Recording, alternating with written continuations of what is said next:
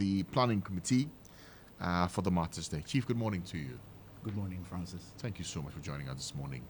You're welcome. Martyrs Day is being commemorated again this year, Yep. right? For you, what does this day mean to you personally? For me, it teaches us the lesson that those dark days should not be revisited ever in the history of this country. That is the main reason why, come the 30th of June every year, we do this, and we've been doing it for 42 years now. So this is the 42nd remembrance service that we're going to hold come Sunday. I see. For the benefits of those Gen Zs like Amma, who may not know what happened 42 years ago, please remind us. In what happened. 1982, 3 High Court judges, together with an army officer, were abducted and murdered in a gruesome manner. The High Court judges were Justice Fred Pokusa Kodie, Justice Cecilia Quantinado, and Justice Kujoji Japon, and the army officer was Miyakwa. So we don't just want those instances to happen there. That because going forward, there are a lot of young people who may not have witnessed this. I didn't witness it myself, even though I was born. But reading it, I think that I would never ever want us to go there. I see. And in the intervening period between 82 and now, how has it shaped us as a people, and especially for lawyers and judges? I think that we've all learned the lessons. What we have reached now, I don't think anybody else will be interested in those things. Once we are not interested in coups, I don't think I will be interested in gruesomely attacking another human being just because the person was doing his duty as provided by law. I see. So for this 42nd remembrance event for Martyrs Day, and I'm guessing that will be on Sunday, correct? That will be on Sunday. On Sunday. Right. What will happen? What will be different this time?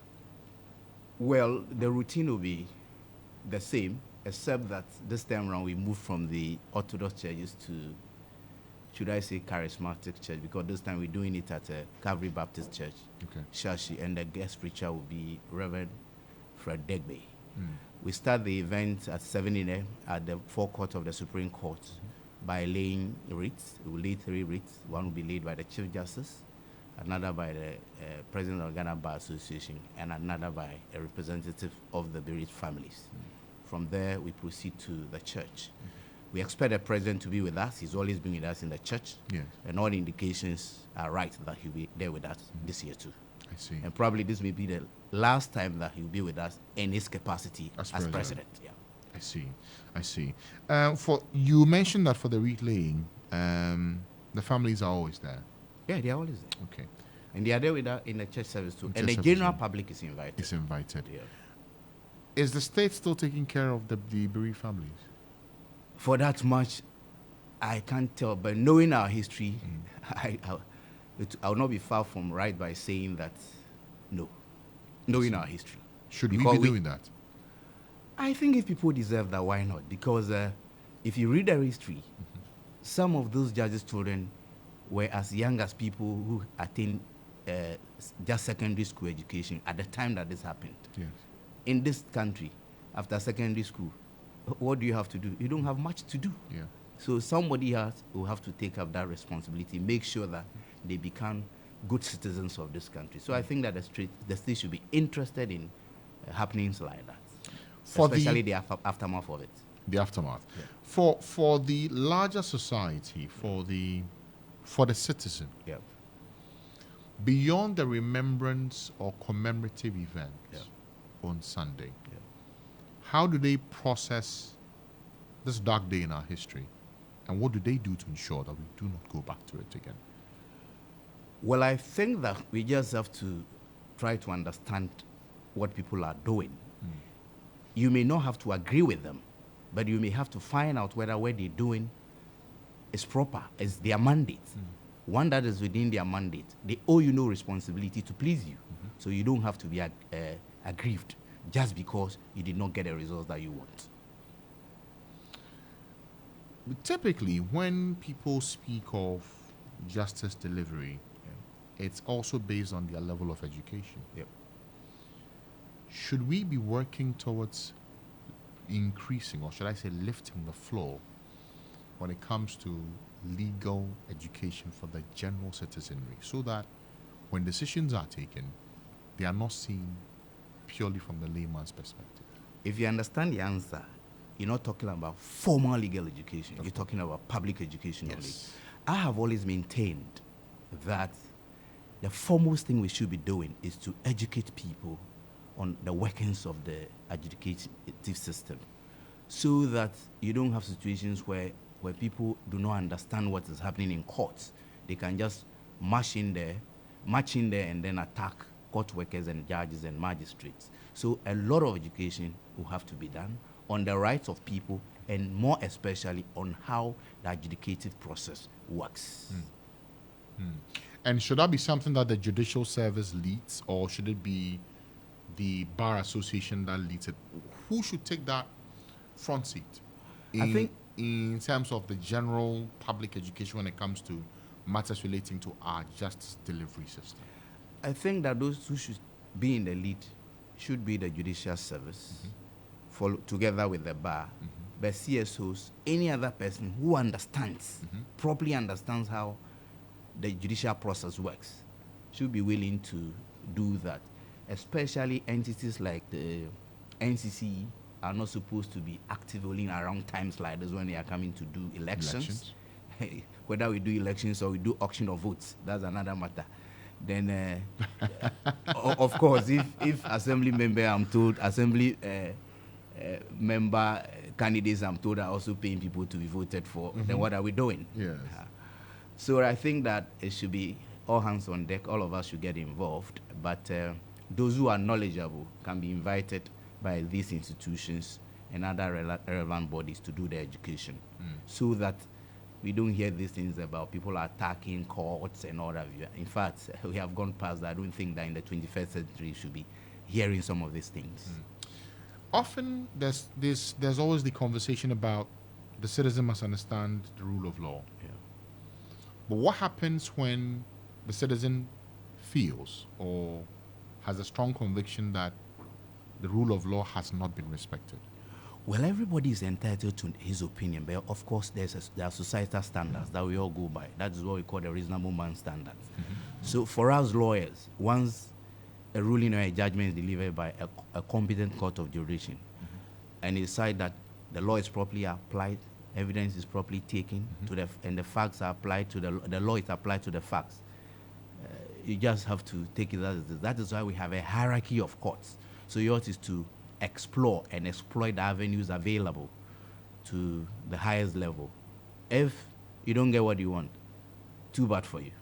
Because in doing cases or conducting cases, it is not necessarily the case that the truth is what the court is looking for. The court is looking for what we call evidence. If the evidence coincides with the truth, you are in good business.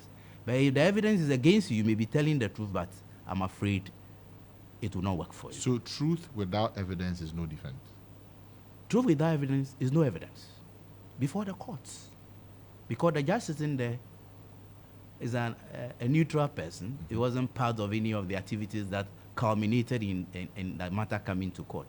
So whatever you tell the judge there, supported with evidence, then he will now weigh between the two of you, or whatever number of you, whose is probably to be most probably to be believed, or even most reasonably probably to be believed.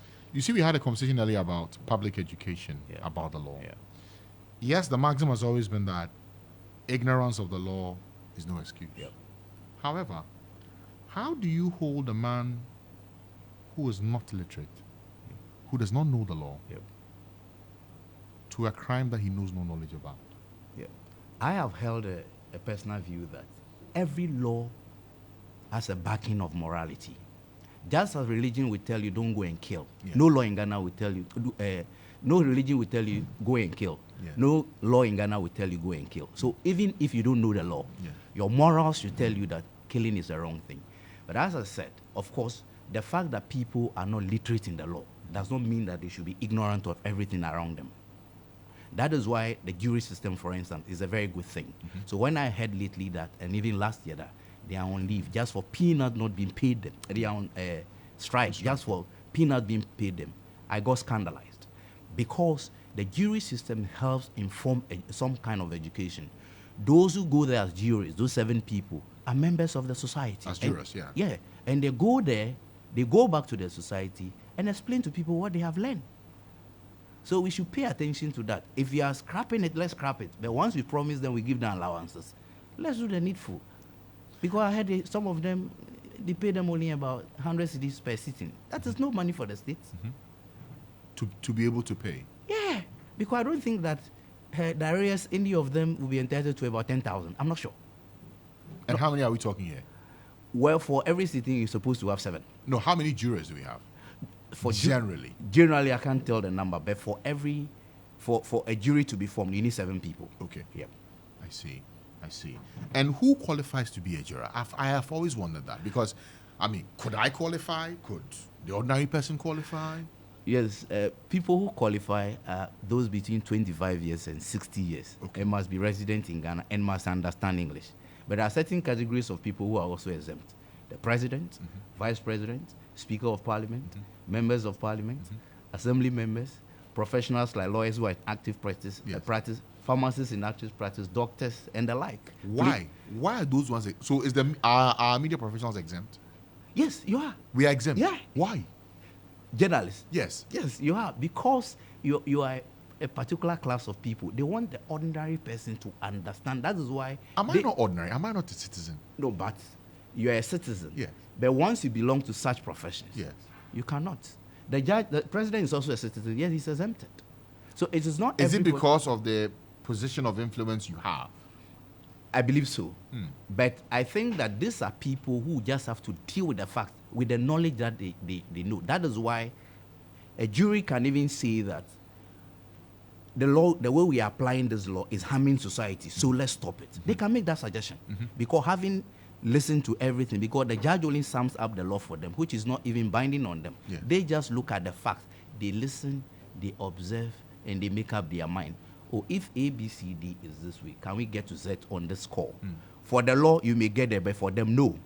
So their opinion or their perspective, is it shaped by law or it is shaped by their peculiar experiences of life? It's the peculiar experiences of life. That's what I'll say. Because they are not supposed to assess the witness based on the law. Only in the facts, as they hear it. Oh, this person is alleged to have committed, let's say, murder. Looking at the circumstances leading to this, could this guy really have killed the person? Because to every layman, every killing is a murder. But to the lawyer, we know it is not. There's manslaughter, We know that. other things as well. So to the layman, but we heard he came to his house and he used this thing to hit him and what have you. For he did it in self-defense. And for all, you see, you said something about whether we should do away with it or not. And I have a very... I say that because this is the second time running since last year that they've not been paid for rendering and service. I must use this. Let me seek your permission to use your medium to appeal to the powers that be, to engage them. They are human beings. Give them reasonable timelines. I believe they will come back to work. Yes. Because once they know they are entitled to those money, as to when they are paid, shouldn't be an issue. I've heard arguments that, look, these people are so privileged. I agree that they're working and yet they're serving in this capacity. Yes. I agree, but have you promised them we'll pay them allowances? Yes. If we have promised them, what then is keeping us away from paying them? And I listen to the figures, they are quite insignificant.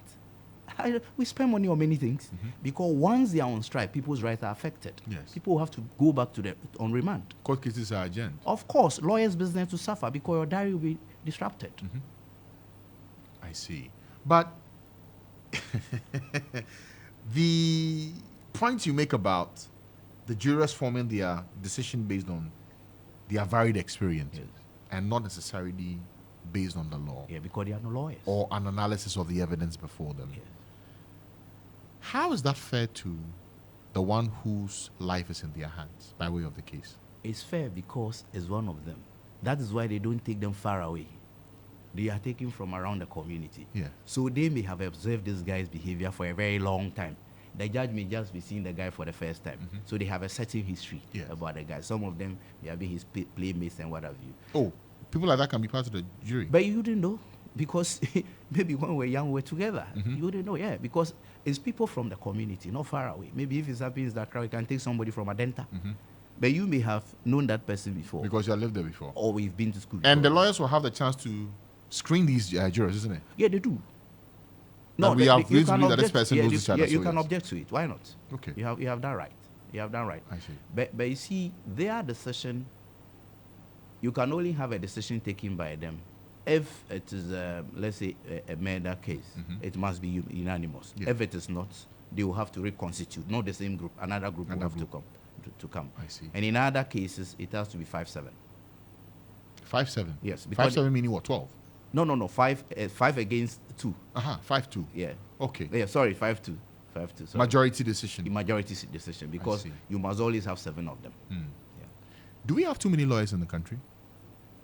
I don't think so. People will say yes, because practically what's happening is this. People come to law school these days quite old. They leave, they might be working, they leave, go back to their work. So they don't do the process as it is to be. I think that there are people that I have seen. The only thing I get to know their lawyers is their bar stickers. Because I've never met them anywhere.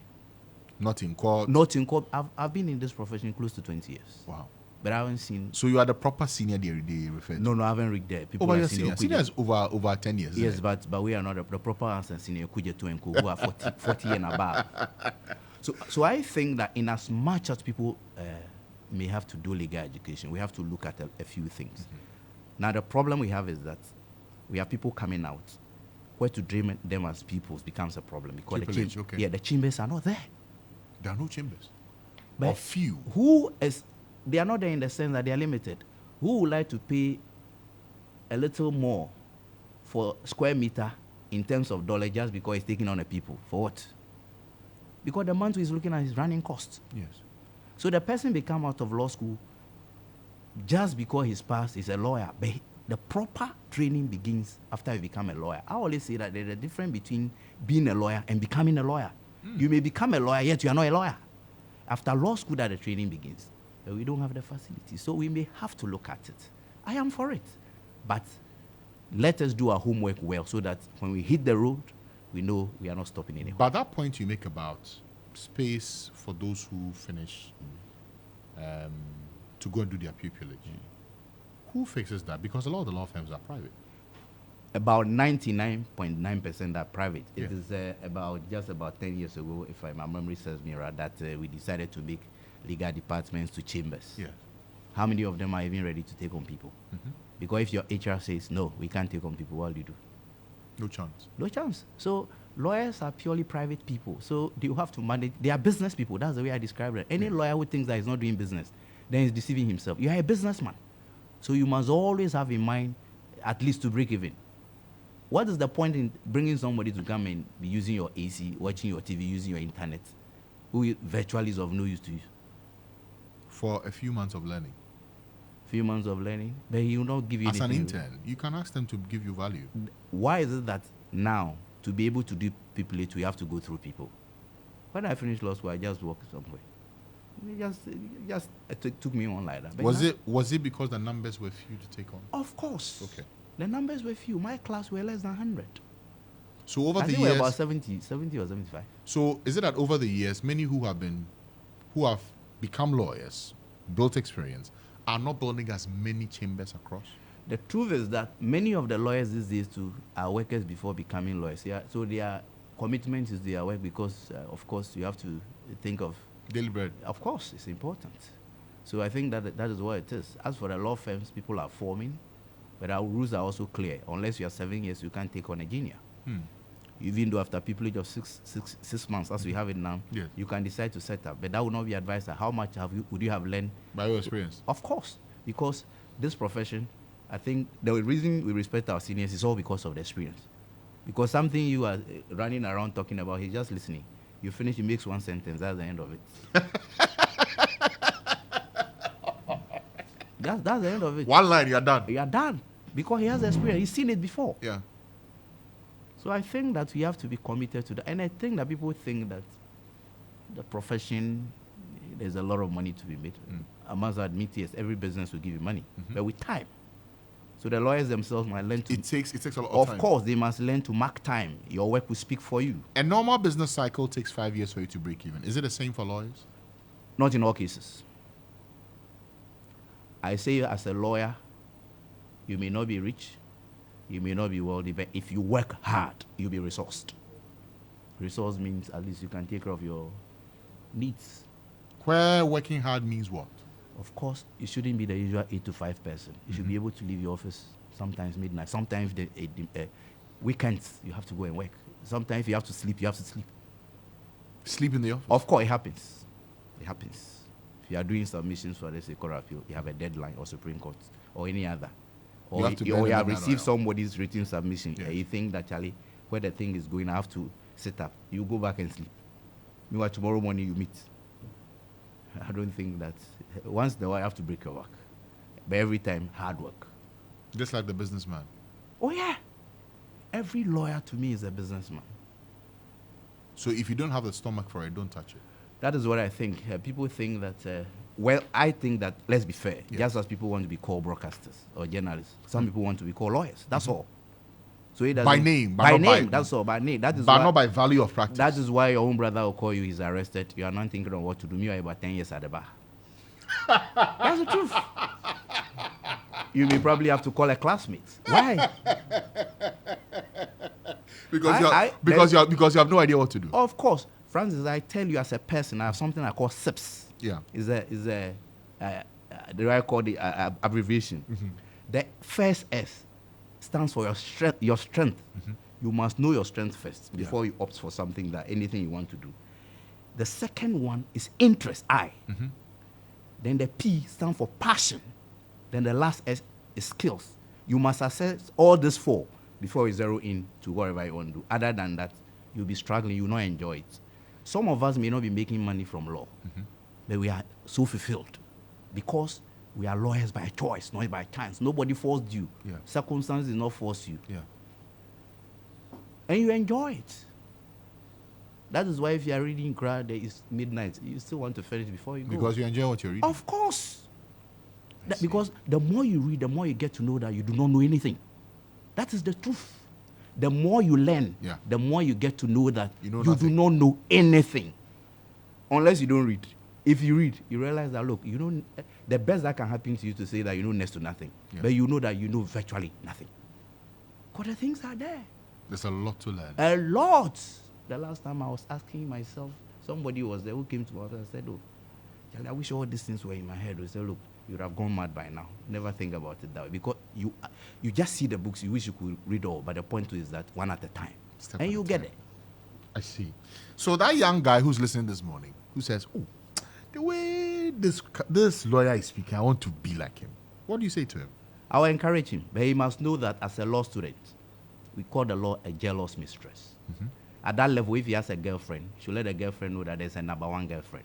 Because I tell people, what is the point in losing your job and maintaining a wife? Because you can only have another wife if you have more money. So explain to your wife, you understand. Why not? Sorry? So for some of us, the law is the first wife. Yes. Yep. That's first rule. That is it. Those who know me know I have passion for the law. I don't belong to any other association. I don't even go to church. At all? But a GBA, I'll do anything for the GBA. That's the only association I have. And that is why we are organizing Martyrs Day, and I'm all over the place. Exactly. Yeah. Exactly.